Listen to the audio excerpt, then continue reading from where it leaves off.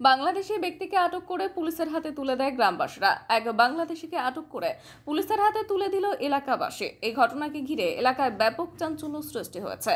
এলাকাবাসীর মনে প্রশ্ন জেগেছে, এই ব্যক্তি সন্ত্রাসবাদী নয় তো?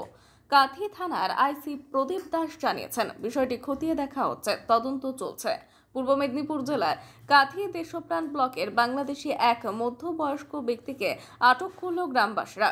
শুক্রবার সকালে কাঁথি দেশপ্রাণ ব্লকের বাসুদেব বেরিয়া গ্রামে মধ্যবয়স্ক এক ব্যক্তিকে এলাকায় কাপড়ের ফেরি করতে এসে ঘোরাফেরা করতে এলাকার গ্রামবাসীদের নজরে আসে। এই মধ্যবয়স্ক ব্যক্তি রিকশায় করে ঘুরে ঘুরে কাপড় বিক্রি করছিল, কিন্তু ওই ব্যক্তির কথাবার্তায় অসঙ্গতি ধরা পড়ে। গ্রামবাসীরা ওই ব্যক্তিকে আটক করে জিজ্ঞাসাবাদ শুরু করে। প্রথমে নিজের পরিচয় গোপন করলেও পরে নিজেকে বাংলাদেশি বলে দাবি করেন ওই মধ্যবয়স্ক। পরে গ্রামবাসীরা কাঁথি থানা পুলিশের হাতে তুলে দেয়। কিভাবে বাংলাদেশ থেকে ভারতে পৌঁছালো ওই মধ্যবয়স্ক ব্যক্তি? যদি বা ব্যবসা করতে এপার বাংলায় আসে, তাহলে কেনই বা প্রথমে পরিচয় গোপন করছিল?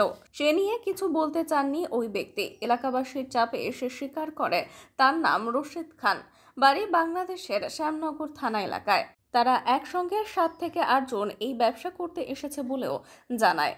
এদেশে কিভাবে ঢুকলো পরিষ্কার করে বলেনি রশিদ খান। অন্যজনেরাও বিভিন্ন এলাকায় কাপড়ের ফেরি করছে বলে সে জানিয়েছে, তবে এদেশে আসার বৈধ কাগজপত্র দেখাতে পারেনি। বাংলাদেশের পরিচয়পত্র কেন দেখাতে পারেনি এলাকাবাসীকে? পুলিশ তদন্ত করে দেখছে আসল রহস্য কি। আপনার বাড়ি কোথায়? বাংলাদেশ। কোন জায়গায়? সাতক্ষীরা জেলা শ্যামনগর থানা। কি থানা বাংলাদেশের? শ্যামনগর থানা। আচ্ছা আচ্ছা, আপনি ভারতবর্ষে কবে এসেছেন? এই সপ্তাহখানেক হয়েছে। কজন এসেছেন? আমরা আছি তো 7-8 জন। 7-8 জন। আপনাদের পাসপোর্ট ভিসা আছে? আছে। পাসপোর্ট ভিসার কোনো ব্যবসা করা যায়নি। আপনার এখানে এসে যে ব্যবসা বাণিজ্য করছেন, আর কি পারমিশন আছে? ওই পাসপোর্টও ওর জন্য আসে এসে এখন এই গ্রামে এসে। আপনাদের সঙ্গে যারা যারা এসছে তাদের নাম বলুন। নাম তো আমি সব বলতে পারবো না। আপনারা একসঙ্গে আছেন, নাম জানেন না? বিভিন্ন জায়গার লোক আছে। কোথাকার লোক আছে সব? আরো অন্য অন্য গ্রামে তাদের বাড়ি। কোন গ্রাম তাদের? কারোর বাড়ি পরানপুর আছে, কারোর আছে কারিগর পাড়া আছে, তারপরে আরো অন্য নামগুলো বলুন আপনাদের, যে যারা যারা নিয়ে আসতে সহযোগিতা করেছে। ও আছে, বিল্লাল আছে, তারপরে হারুন আছে, রাজু আছে। আর সবাই কি ব্যবসা করছে না? আপনাদের উদ্দেশ্য কি? সবাই ওই ব্যবসা করছে। কি ব্যবসা করছেন? এই লুঙ্গি, গামছা, মশারি। আপনারা বাংলাদেশে ব্যবসা করলেন না কেন? বাংলাদেশে আমাকে এগুলো চলে না। চলে না? বাংলাদেশে কি চলে? ওই কৃষি কাজ। আমরা এই গরিব মানুষ, কৃষি কাজ কাম তা এখন তো কৃষি কাম রোয়া সোয়া হয়ে গেছে, এখন আর কোনো কৃষি কাম নাই। এখন এই পাসপোর্ট করে এদিকে যারা পূর্ণ আগে আসছিল তারা বলছিল যে এখানে ব্যবসা করি, আর ওরা বাড়ির গল্প করে, তাই শুনি আমি পাসপোর্ট করে ওদের সঙ্গে আসছি। আপনারা তো জানেন যে এখানকার স্থায়ী বাসিন্দা না হলে আপনি এখানে ব্যবসা বাণিজ্য করতে পারবেন না, বা এখানে সরকারের অনুমতি ছাড়া ব্যবসা বাণিজ্য করা যায় না, জানেন তো? অত তো আমি জানি না বাবা, আমি মূর্খ মানুষ। আমি আপনার কে নিয়ে আসতে সহযোগিতা করেছে? ওরা আসছিল, ওদের সাথে আসছি। ও আচ্ছা আচ্ছা। পাসপোর্ট করে। আপনার নাম বলুন। রশিদ। রশিদ কি? গাজী। আপনার আধার কার্ড আছে? না। Voter card? ভোটার কার্ড আছে, আইডি কার্ড আছে, তো আমার তো বাড়ি। আচ্ছা, সেখান থেকে পাসপোর্ট কি করে হলো? পাসপোর্ট ওই আইডি কার্ডের থেকে পাসপোর্ট করেছি।